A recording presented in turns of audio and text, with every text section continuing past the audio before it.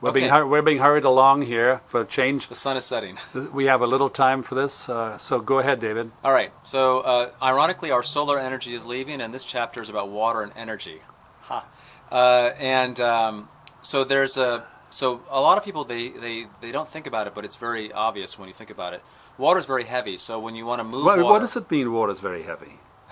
1 liter of water weighs 1 kilogram. That's what I mean.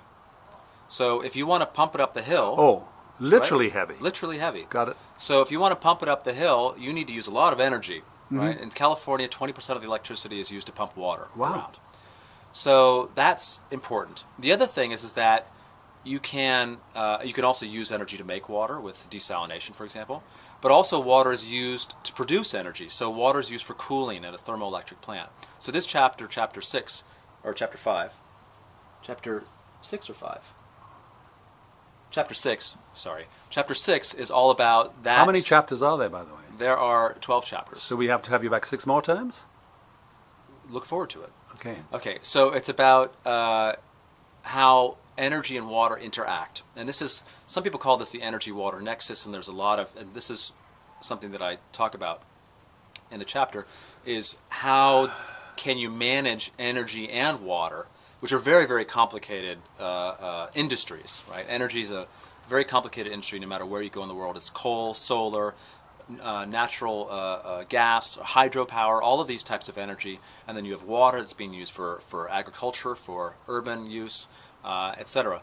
So how do you manage the two of them? And this is where I really am putting on my economist hat and saying, look, if you had the right prices for water, and we already really do have the right prices for energy. There's a big debate about carbon, but let's ignore that. If you had the right prices for water, then the people that are using water for energy production, for thermoelectric cooling or whatever, they would be very careful about how much water they use. So they would not be overusing it. There would not be a shortage.